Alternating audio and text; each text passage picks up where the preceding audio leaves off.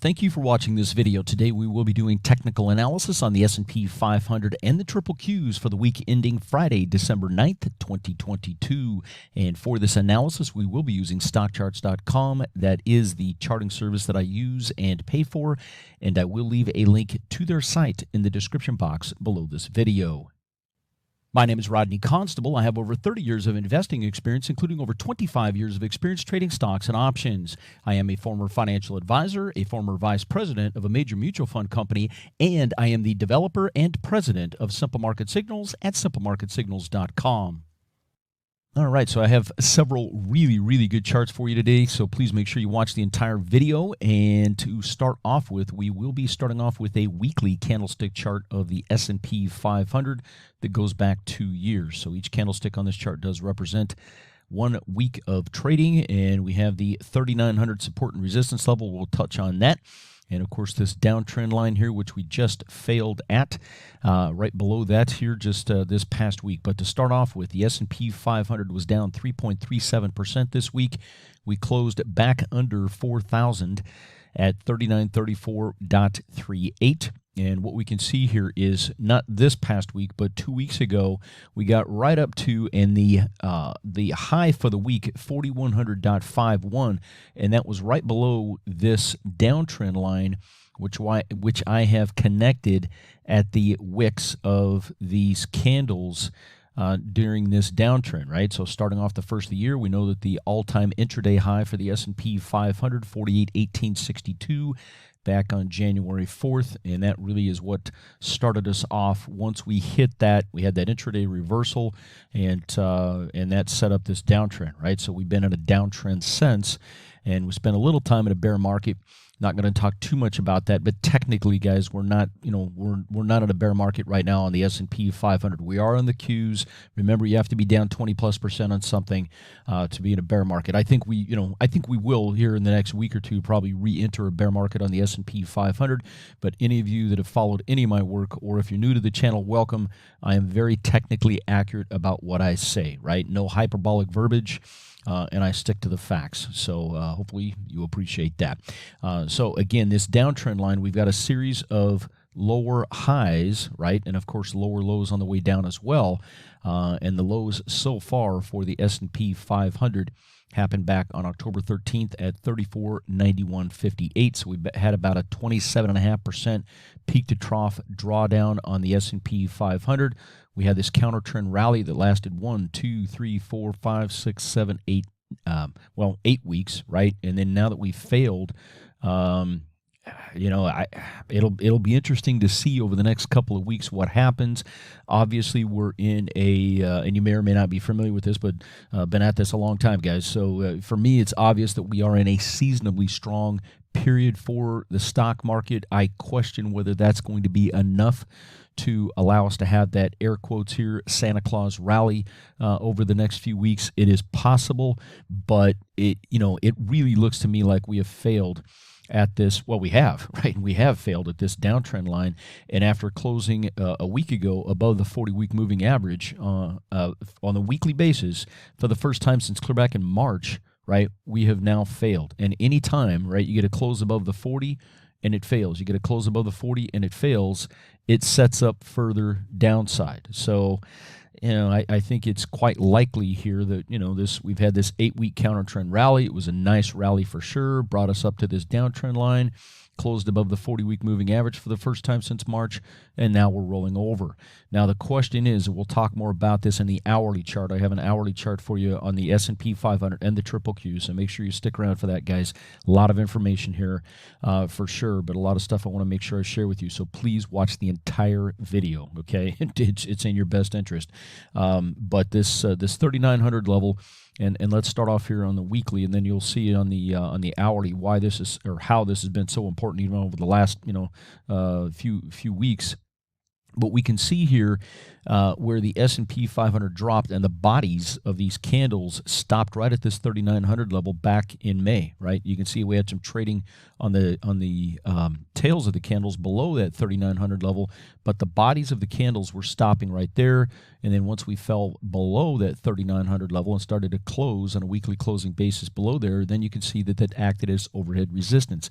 Remember, prior support acts as overhead resistance once penetrated to the downside. Conversely, prior overhead resistance acts as support. And so once we got back above 3,900 during this counter trend rally, which lasted 10 weeks, right, June to August, again, we stopped right at that downtrend line and got rejected and fell. And then, once again, we fell below 3,900. It acted as overhead resistance for a few weeks, finally got above it, and it's been acting as support since. Why is this so important to review? Well, it's as long as we stay above 3,900, we're probably going to be okay. We fall below 3,900. That, to me, is a real clue that, or one of many, right, things that's going to tell us that we're probably taking that next leg lower, and that, the next leg lower could likely take us below this 34.9158 low that we hit on October 13th. So, I don't think, guys, technically, and again, I try to keep my opinions out of this, but, just from a technical standpoint, plus using my simple market signals proprietary model, which gives me a huge advantage, guys. I mean, it takes, it's over and above traditional technical analysis. So spent 20 years building that model for myself. I share it with subscribers. I'll talk more about this in a few minutes, but everything is telling me that we probably, right, have not hit the lows of this downturn. This was a counter trend rally, and we've got the next leg lower. Now let's move over to the triple Qs here, and take a look. And again, we know that we were down 337 this week on the S&P 500. We were down 3.59% on the triple Qs. Now on this particular chart of the triple Qs, of course, the ETF of the NASDAQ 100, a lot of you use this in multiple forms. But this chart where the S&P 500, I went back 2 years. On this one, I added another 3 months, so I took this back to 2020, September of 2020, because I wanted to show you, and I'm just going to start here since I'm talking about this, where we're at on the triple Qs right now. If we go to the left here, guys, look at this. We're trading at the same levels that we were in October of 2020, okay? The triple Qs have round-tripped everything, right, where we're at right now, even though we're slightly off the lows on the triple Qs. We're trading where we were on the triple Qs back in October of 2020. All right. So the all-time intraday high, ATIDH, I just abbreviated that right here on the triple Qs, 406.17. That is the top tick so far ever on the triple Qs, and that set up the downturn here. Now, this actually happened in November, right? And you can see we kind of traded in a sloppy sideways fashion until the beginning of the year, and then everything started to roll over together, really starting during the first week in January. And the lows so far on the Qs, 254.26 during this downturn, and that's about 37.5%, okay, where we did a 27.5% drawdown peak to trough. On the S&P 500, right? I'm just kind of rounding these numbers, but it's 37.5% for the triple Qs, all right? So that has been our peak to trough drawdown, but after being down 3.59% this week on the triple Qs, where we're at right now, are down 30.56% from the all-time intraday high, all right? So we're down about 18.35% on the S&P 500 right now, right, where we closed on December 9th. So we're technically right now not in a bear market. You have to be down 20% or more to be in a bear. So the S&P 500 technically not right now in a bear market. The triple Qs, however, are, right, they're down 30.56% where we closed on the 9th. In a bear market, all right, and you can see a fairly, pretty similar pattern, right? The triple Qs are rallied up, failed at this downtrend line. But what's really interesting is when we look at kind of a comparative, right? We're looking at relative strength, where the S&P 500 rallied back and came right up and kind of kissed just below, right? But came close enough to the downtrend line and then rolled over.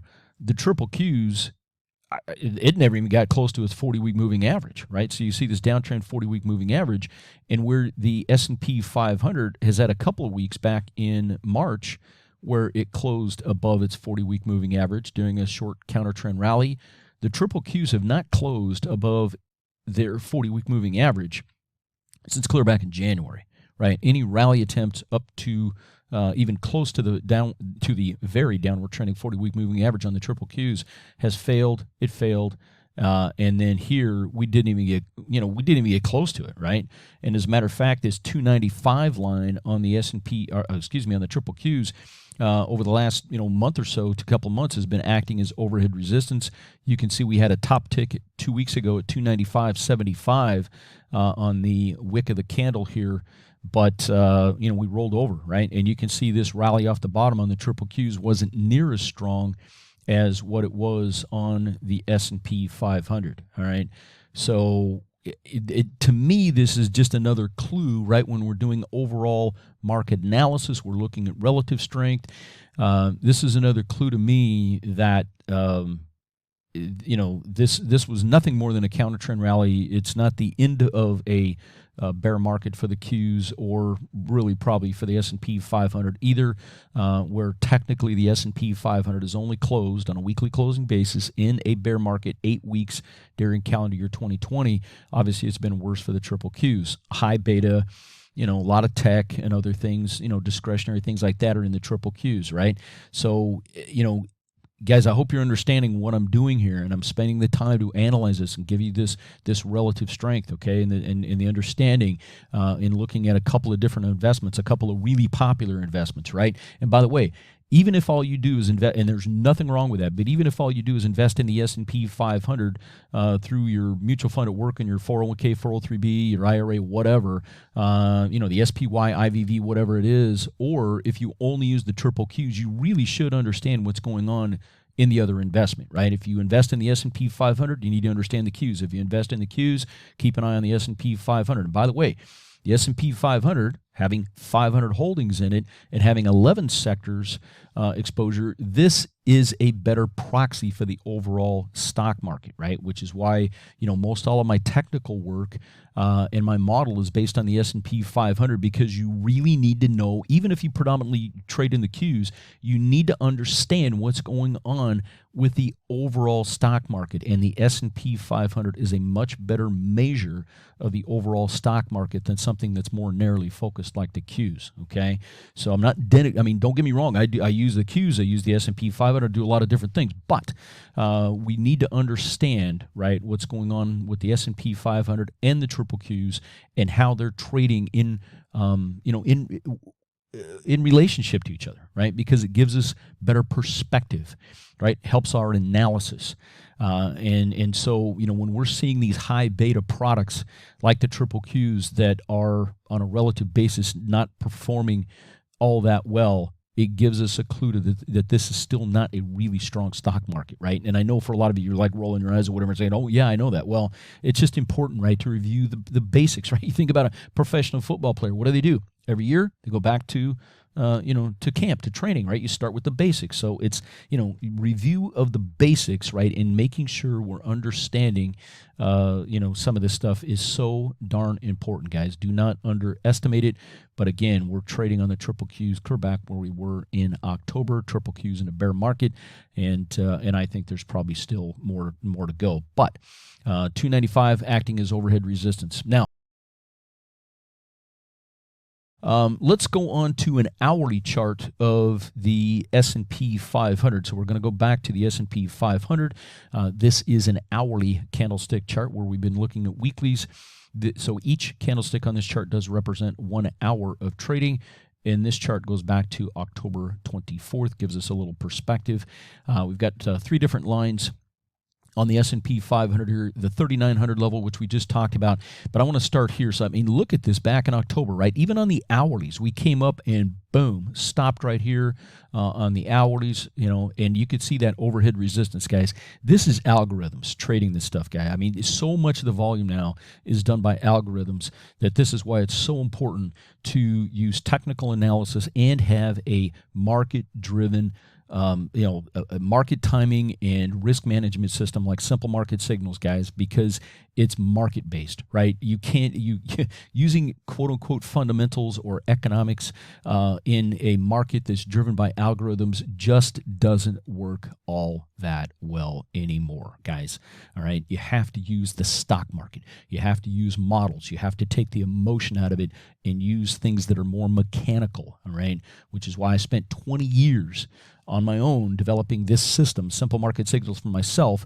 And once I realized what I had, I started publishing the information for subscribers, and I'll talk more about that here in a couple minutes, all right? But you can see here on, so where we were trapped underneath 3,900, well, of course, we had the CPI report, right, Consumers Price Index summary that came out, and I've got a copy of it sitting right here in front of me as I'm making this video, came out on November 10th. And, of course, even though, inflation is high, it's less bad, right? So I'm going to give you the summary here because I've got it sitting right here. When we look at the report for, and again, they're looking at a rolling 12 months, but the report that came out on the 10th of November, which caused this gap up here, right? And I'll get to that in a second, but I just want you to understand something here. It says the all items index increased 7.7% for the 12-month period ending October.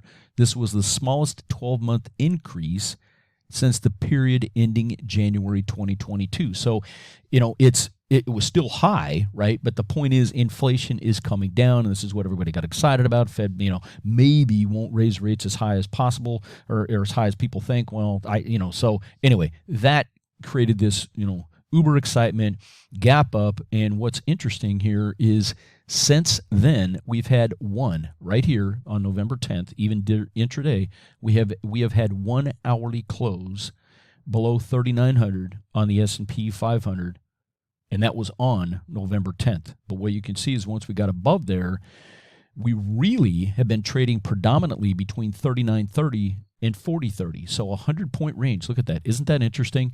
And, we've had very few hourly closes since the 10th of November. Guys, a month. I'm going back a month now, right? 21 trading days here, and we've had just a couple of hours where the S&P 500 is closed below 39.30. Now, keep in mind on Friday, the 9th, we closed at 39.34.38. Guys, don't dismiss. This is granular work, right? If you guys use, stops or whatever, I mean, this is so important to understand, right? This granular, just, really grinding on this stuff. A lot of people want to treat the market like it's a pinata or whatever. They just want to, walk up and hit it with a stick and get some goodie out of it. Well, I'm telling you, this is a business. This is serious business. This is, you can make serious money or lose serious money in the stock market. And if you treat this as a hobby and don't take this stuff seriously and don't work at it and don't study, you're doing yourself a huge injustice, okay? I mean, this is a business, guys. This is serious stuff, and you can make or lose a lot of money in the stock market in a short period of time if so you can make the money and or not lose it if you know what you're doing and pay attention to the details. You don't pay attention to this stuff and you don't get good at this, good luck. Okay, because it's this stuff is not for the faint of heart. But anyway, 39.30 here, you can see just how important it is. Again, we closed at 39.34.38, so this is a really important level to watch. It'll be interesting to see again over the next couple of weeks, right? This quote unquote seasonally strong period. Will we stay above this level? Can we continue to, number one, close above 3,900, but probably even more importantly, 39.30, right? Because once we start to close below that, especially if we know we've only had a few hours over the last month, a few hours, that's it, right? Where we've closed below 39.30, we start to do this, and then we start to see closes below 3,900. We know that, again, prior support acts as overhead resistance once penetrated to the downside. So if we fail at 3,900, well, we know that increases the likelihood of a quick fall down to a lower level like we saw here at the beginning of November where we were trading at 3,700, all right? So keep an eye on that. And then, of course, on the overhead side, 40-30, we've had only a few hours, as we can see here, right? We've only had a few hours of trading over a couple of days here, beginning of December, end of November, where we had some hourly closes above 40-30. But you can see, we got up here and kissed that 4,100 level, which we looked at over here, right? 4,100.51. That happened right here, right, on December 1st. And then we got rejected at that 4,100 level, which, again, lines up perfectly with, basically with that downtrend line. And then we pulled back right to this 39.30 area, and we had just a couple of hours of closes below that. Now, let's take a look at the triple Qs, and what we can see is a fairly similar pattern, right? Again, Guys, this is algorithms, okay, doing this stuff. And you can see here, gap up on the 10th, right? Better than expected CPI report, which we just talked about. But what's interesting on the triple Qs, when I was looking at this analysis and getting this ready for you guys, is 279.50, right?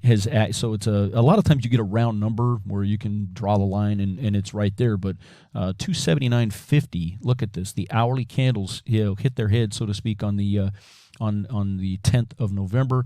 Once we got above this, we have not had not one hourly candle on the triple Qs that has closed below 279.50 since November 10th. Now, I knew somebody was probably, well, what about this one right here? I knew somebody was going to probably try to challenge me, so I looked at, I did an in-depth research. That candle right here, right, closed at 279.54. All right, so we have not had, since November 10th, not one hourly candle that is closed below 279.50 on the triple Qs. So guess what? If you want to put in a stop, where should your stop be? Well, somewhere below that, right? So and then on the upper end, we've seen a similar thing to what we saw in the S&P 500 here, where the triple Qs got up to this 289 level, and we've had only a few hours, right, over the course of a few days over the last month, where we've had any trading above 289. So where the trading over the last month on the S&P 500 has been predominantly between 39.30 and 40.30, 100-point range here. We've been between 279.50 and 289, a 9.5-point range here. Okay, so guys, I'm encouraged by the fact that we didn't see high volume during that last hour of trading, on Friday with the sell-off. But that in and of itself, kind of normal volume, right, on both the S&P 500 and the Qs, which is something to look at. If it was a real high volume like this here, spike, that would mean more to me. So, is it possible that we can continue to trade in this sideways manner and stay above 279.50 on the Qs and this 39.30 level on the S&P 500? Is it possible over the next few weeks? Yes. But I still think even if we're so lucky as to not roll over and start to really see trading below these key support levels that have been in place, even the short-term ones for the last month on both of these investments, even if we can stay above these levels over the next few weeks and to the end of the year, I question how long this can last. All right, I am not bearish. That's not the point. I try to do exact analysis, and of course we know the overall environment we're in. There's a lot of things that are stacked against us. So as traders and investors, at least for the next 3, 4 to 6 months, right? So let's say the first half of 2023, it doesn't look overly promising. All right, it's but hopefully things won't get any worse. We won't get in we won't continue to get into a negative feedback loop here where things feed on themselves, which they can and will do, right? You think about, and I didn't, maybe I'll do something for you on this, but you just think about a company like Carvana as one company that comes to mind, and you get into an environment like this, and you get decreasing earnings and decreasing prices, but your debt remains high, and your debt to equity ratio changes, and pretty soon you're going to have a major problem. So we are in that environment, guys. It's probably not an environment where where you want to take excess chances, and you want to, but this is not a time to be emotional either, right? So avoid hyperbolic verbiage, and let's stick to the facts. And with that said, guys, please watch the rest of this video. I have another couple of minutes here. I have something super important I need to share with you. Are you a business owner or a busy executive, including a doctor, dentist, attorney, or realtor? Do you manage any of your own money, including in your 401k or IRA? Are time and money important to you? If time and money are important to you, then Simple Market Signals should be important to you as well. Simple Market Signals is for business owners, busy corporate executives, and other professionals who want to cut through the stock market BS and get down to the facts. If you value your time, if you value your money, you need Simple Market Signals. Simple Market Signals is based on a proprietary formula developed by a former financial services professional with decades of real-world experience. Simple Market Signals is equity investing information simplified. Simple Market Signals saves you time and helps you understand market trends and risk management in a way few enjoy. Just try it. There's no contracts. You can cancel anytime, and a subscription to this information is less than 67 cents per day, and it's priced way less than it should be for the value it brings. To learn more, go to simplemarketsignals.com and watch this video that's on our homepage. So again, go to simplemarketsignals.com and watch this video that's on our homepage. Again, that website is simplemarketsignals.com.